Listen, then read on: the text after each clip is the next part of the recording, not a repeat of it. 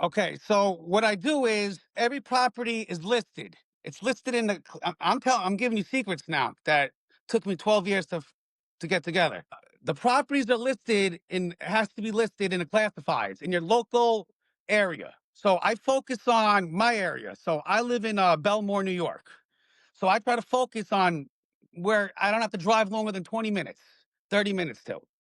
I would rather be able to walk. So I have houses right now in Merrick, Baldwin. I got one in Hewlett. I bought at an online auction, but they're all in like the 20-minute radius. And so I'm able to go into them. So if the house is vacant, I will go inside of it. I don't care. I go inside the house. I take a look at it. I see what's going on. Welcome to the Real Estate Pros Show, where we interview real estate investing professionals from coast to coast, as well as the service providers that serve the real estate investing industry. Our goal is simple: share what's working now to help you improve and scale your business to the next level and meet the pros that can help you get there. Real Estate Pros is powered by Investor Fuel, America's leader in helping real estate investors and professionals build the business you need to live the life you've always dreamed of. Let's start today's show. Property insurance for real estate investors doesn't have to be difficult, but it does need to be there to protect you when you need it. MyInvestorInsurance.com not only provides insurance at 15 to 30% cheaper than traditional agencies, it's built specifically for real estate investors like you. You can set up an account in about 2 minutes, get quotes on properties, turn on and turn off insurance for your fix and flip or rental properties in around 2 minutes without having to talk to anyone directly, all through our portal. There's no better way or faster way to make sure you've got the coverage you need to protect you, and no more lengthy policies either. Once you're set up, you're billed monthly and prorated by the day for however long your policy is active. It's powered by MSI, the third largest independent MGA, with 1.5 million customers and more than $1 billion in cumulative premiums written. Get set up today in about 2 minutes at myinvestorinsurance.com/fuel. Hey folks, welcome back to the show. Today's guest, Christopher Kolosov, is based in Long Island, New York. He's a cash buyer and is a very active buyer at the auctions. Chris, welcome to the show. How you doing? Nice to be here. Great to meet you. I always like to start off at the top, Chris, by asking guests how they got into real estate. How'd you get started in real estate? To be honest, as a kid, we're all, we're hustling, doing whatever we're doing as a kid growing up. And then when we see, these signs in the ground, foreclosed houses. And I have a buddy. I'm like, how do you buy these houses? They're like, you, you got to know somebody. And, unfortunately, I didn't know anybody. So as I'm getting older, we're hustling, we're doing whatever we do to make our money. We're doing what we got to do to make our money. And I graduated Valley Forge Military Academy, 9th to 12th grade. My parents sent me there, and I got a bachelor's degree. But going to school only shows somebody that you can accomplish a task. I've never really worked for anybody, so I saved. Basically, I bought my first house when I was 21. I put 20% down. I bought a house for $300,000. I lived in that house. I sold that one for about $450 a couple years later. But in that meantime, I bought an investment property from Hurricane Sandy. A lot of properties got destroyed. So I bought that for like $280 because I was showing income. I owned a laundromat. I was showing an income at that, Mm-hmm. This is at 22. I had a laundromat. I was showing the income. I got the investment loan. I bought a house in Freeport on the water. So that house I was renting out. Down the line anyway, I sold that house for a lot of money. And then I sold the house I was living at. And then I was looking at houses on Zillow that are stale listings. Yep. My second or third house, I was looking for stale listings, houses that were sitting on the market. I was able to find 2 or 3 of those. And then after that, I couldn't find any properties. Real estate's getting highest bid. So I jumped to the auction. I used the cash when I sold that first house. I bought for $300. I sold it for like $425. I had like $100,000 there, another $100. The first house I bought at the auction was $345,000. This was in 2011. Stop living on an island and join the #1 mastermind in America for professional real estate investors. Investor Fuel is a community of hundreds of the nation's top investors working together to build stronger businesses and better lives. In addition to the amazing community of real estate investors acting as a board of advisors for one another, Investor Fuel members have access to 100% funding on purchase and repairs for our members only, a health insurance program, and benefits and discounts that more than pays for the membership of most of our members, meaning it's actually costing you money to not be a member of Investor Fuel. If you're looking to scale your business and build a business that allows you to live the life of your dreams, please visit investorfuel.com today and book a call with our team. And I worked my way up. I was buying one house at a time, and each flip, I would produce anywhere from 200 to 300,000. Sometimes down the line, it would be less. Why do I make that much? I'm the contractor. I'm at every job. You only need one chief and a bunch of Indians. I know construction. As a kid, hustling growing up, a good friend of mine took me in and showed me how to swing a hammer. So anything I needed to learn, I went to him. I want to So ask you about the auctions, because you go got an for it. interesting background. You mentioned growing up military academy, went and got bachelor's degree, and so you went a non-conventional route because you've always been working for yourself, right? But when we talk about the auction space, auctions can be tricky because you're having a lot of different homes. You don't 100% always know exactly what's going to be happening at the auction. You have an idea, you might get some type of list ahead of time. What's your general approach to the auctions? Are you, before you going out there, taking a look at these properties online or in person to an extent, and then coming up with, hey, this is my top offer in advance?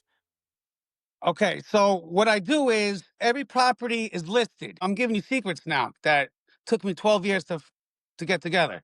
The properties are listed in has to be listed in the classifieds in your local area. So I focus on my area. So I live in Belmore, New York. So I try to focus on where I don't have to drive longer than 20 minutes, 30 minutes till. I would rather be able to walk. So I have houses right now in Merrick, Baldwin. I got one in Hewlett. I bought at an online auction, but they're all in like the 20-minute radius. And so I'm able to go into them. So if the house is vacant, I will go inside of it. I don't care. I go inside the house. I take a look at it. I see what's going on. Um, People who buy these houses, we're in a business to make money. So if you're going to overpay for the house, you could take it. You won't come back to the auction. So we try to, if the house needs a full gut reno, you got people, the average person to look at it. Oh, that's going to cost 200,000. Roof, siding, kitchen, bathrooms, the whole, permits. Permits is a big thing. People don't understand any of this shit. This is shit I always deal with. Every auction house, you have a neighbor that complains. If it's an auction online, it's already known by Nassau County, by the town here. So you're gonna get a stop work order as soon as you start. No matter what you do, they're gonna slap a sticker on it. Now you have to get licensed architects, you have to get licensed plumbers, licensed electricians, licensed contractors. Which I'm the owner. I have my guys. They sign off. I got a guy. I use. Yep. I've been in the business for a while, and I was a licensed contractor, but I don't do work for people, for customers, so I don't need to be. I was sitting here back in the day when I was slow doing 1 to 2 houses during the full time. I was trying to. I have a couple guys would throw up siding or try to do a roof or something, but it's a lot of work to work for somebody, and I hate working for people. The last 10% will give you a heart attack Mm-hmm. because I don't get it. I want to ask you specifically about your exit strategy with these auction properties. Are they all fix and flip? Do you hold on to any of them? Do you put short-term rentals on them? Okay, so I'll give you an example right now. Well, I got one property. I put it. It was an auction house. I bought it in April. I got the people out automatically. Usually you have to go through eviction. This guy was a nice guy. He lived his life. Probably didn't pay his mortgage for like 10 years. I gave them not much, 4,000, and they walked away happy on good terms. They cleaned up the house. Yep. If you're looking for consistent, high-quality leads, look no further than Investor Machine. Investor Machine isn't just another agency, it's the most sophisticated, data-driven lead generation company on the planet for real estate investors, and serves the role of being not just a lead generator for your business, but a marketing partner that is helping you achieve your goals along the way. Go to investormachine.com to learn more and schedule a call with our team today.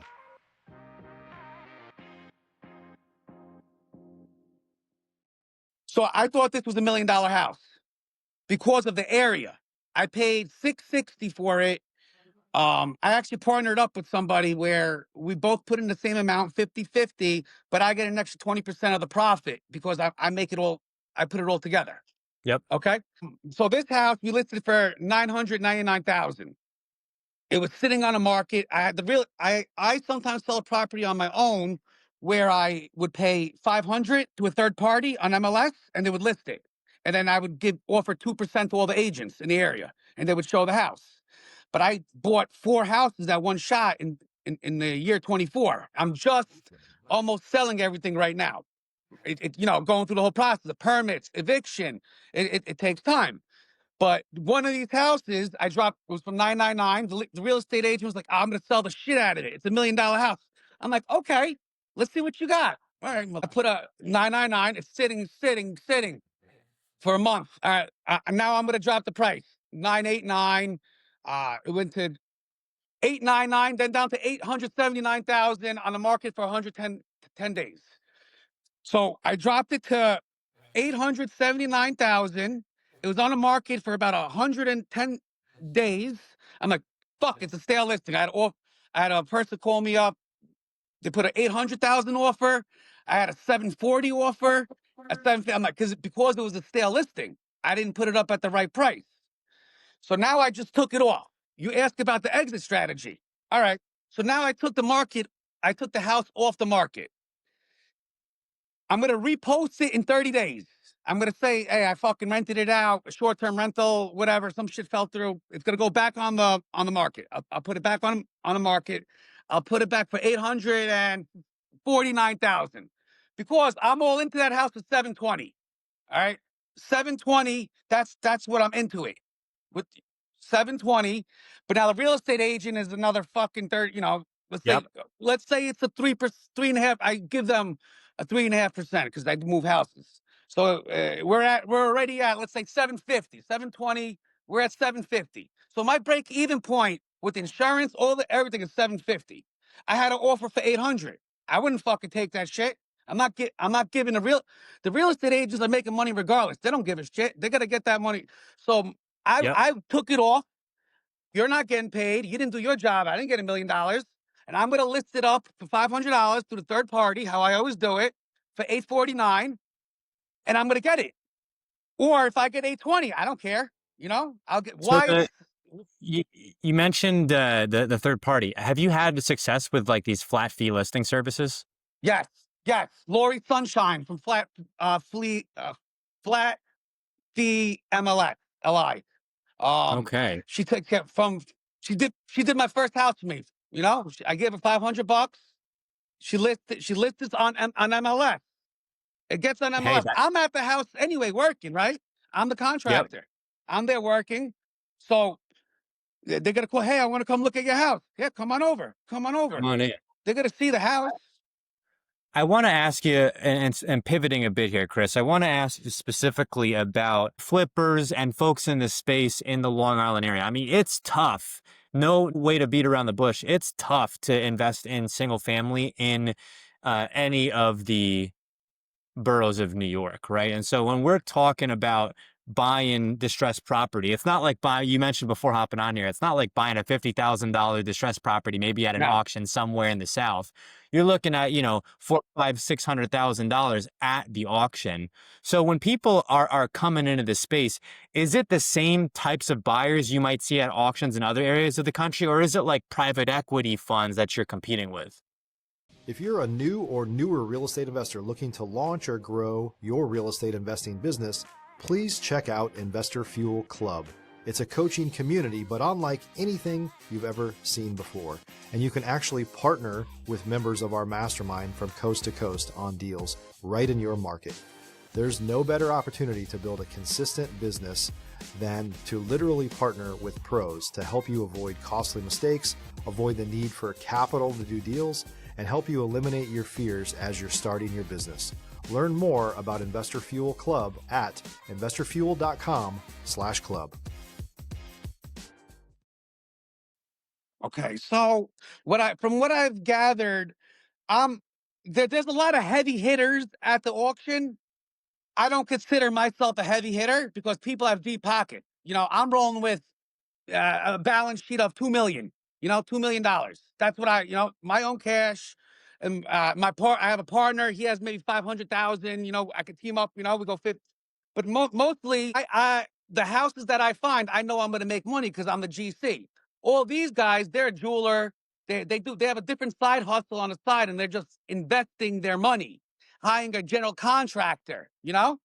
So do they have bigger pockets? They got bigger pockets, and they come and they can scoop stuff up, but they're only going to do that a couple times because no one's in the business to lose money.